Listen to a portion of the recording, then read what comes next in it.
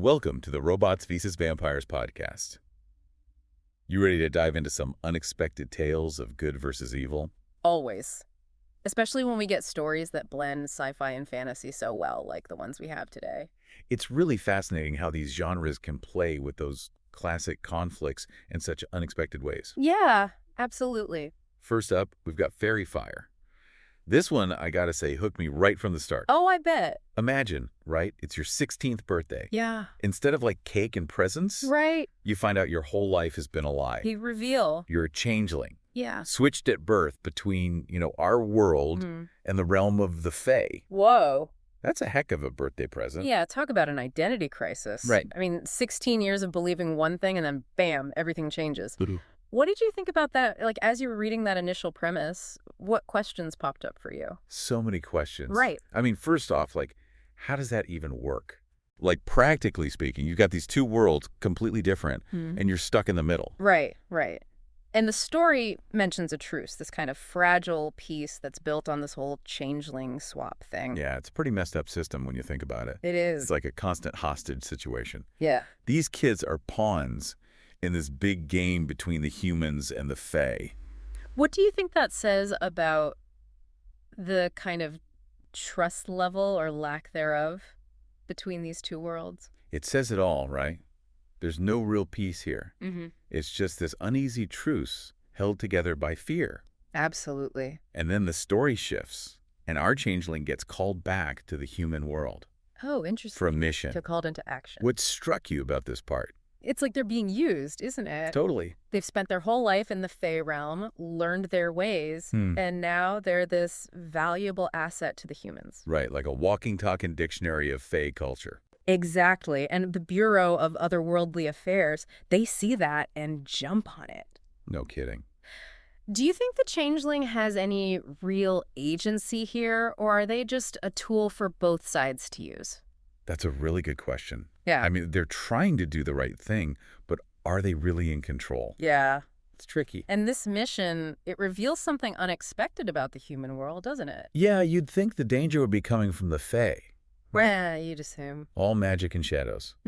But the real threat is actually human. Oh, interesting. There's this cult led by someone with, quote, eyes that shine a little too silver in the moonlight. That sends chills down my spine. It's like a classic horror movie setup. It is. But it's all rooted in human greed and ambition. What did you think that said about the story's message about good versus evil?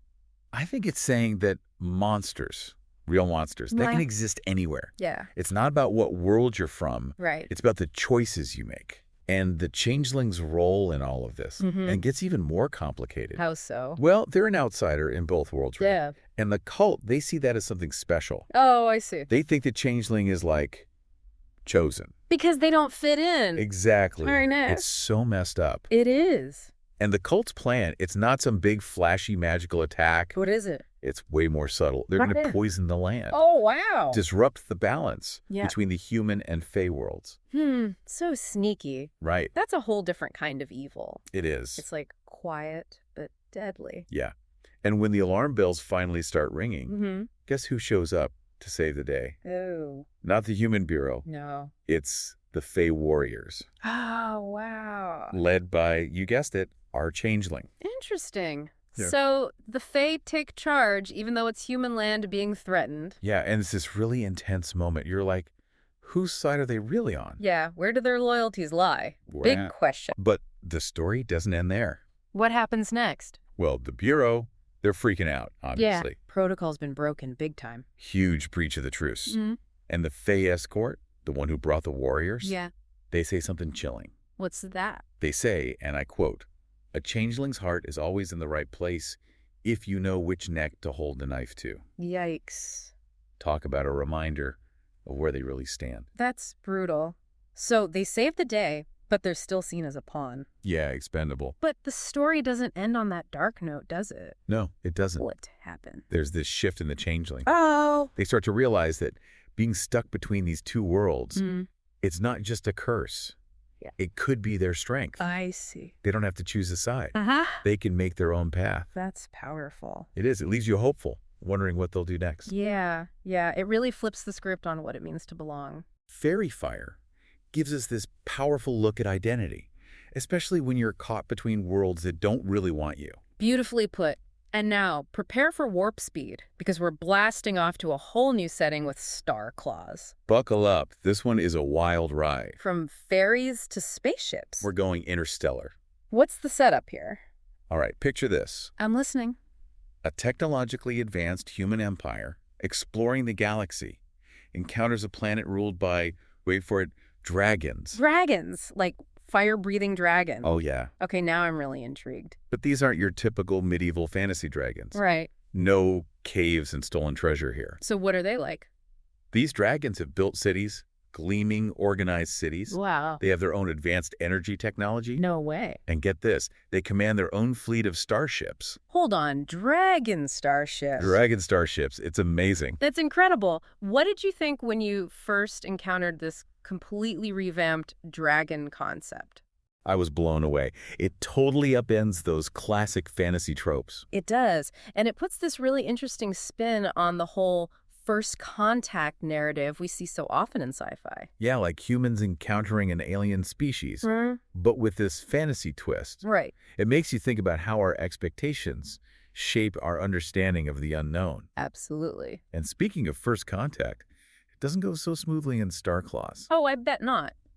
Vregans and humans, not exactly known for their peaceful cohabitation. We see it all from the perspective of this human captain. Okay. He's all gung-ho, confident in his empire's tech. Typical human arrogance, huh? Maybe a little. And then bam, fire breath versus photon beams. Whoa, that's a clash of titans right there. It's epic.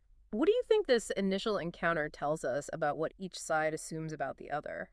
Well, the humans, they're expecting to find a primitive civilization. Right. Ripe for the picking. They send out these probes that are looking for, quote, superstition and easily subjugated primitives. Oof, that's not a good look. Not at all. So they underestimate the dragons big time. Completely. What about the dragons? How do they react? Now, this is interesting. Yeah. They don't immediately go on the offensive. Really? There's this young dragon rider, like 15 years old. Okay. They try to communicate peacefully. They send messages woven into starlight. Starlight. That's beautiful. It's incredible. A blend of magic and, I guess, some kind of advanced tech to manipulate light like that? It shows how sophisticated they are. Yeah. And they want peace. Clearly. So why does it all go to hell? Good question. Well, the humans, instead of, I don't know, trying to understand these starlight messages, they just blast them with lasers. Oh, man. It's a tragic miscommunication. It is. It reminds me of so many real-world conflicts where people just refuse to see the other side's perspective. It's a classic example of how fear and arrogance can lead to violence. Absolutely. And once the war starts, it's this crazy mix of magic and technology. Give me some highlights. You've got dragons with enchanted scales battling human ships equipped with stasis shields and drones. Whoa, that's visually stunning. It's intense. Can you imagine that? Both sides are incredibly powerful, but eventually there's a turning point. What happens? The elder of the Dragon Sky City, he does something incredible. What's that? He uses magic to project their history, their culture, their plea for understanding onto this giant shimmering wall of force. It's like a giant magical movie screen. Yeah, but way more powerful. And what's the human response? The commander, he could have just blown it away, right? Yeah. But he doesn't. He's moved by it. He's humbled. He sees the dragons for who they truly are. Exactly. And he offers them his hand in peace. That's beautiful. It's this huge moment of realization, of empathy. It shows that even in the middle of a war, understanding can prevail. It gives me hope. Me too. And the peace that follows, it's not perfect, but it leads to some incredible things. Oh, yeah. What kind of interactions do we see between the humans and dragons? They start learning from each other. Oh. Sharing technology, adapting their own tech based on what they learn. Like a cultural and technological exchange program. Exactly. They're bridging the gap between magic and science. Amazing.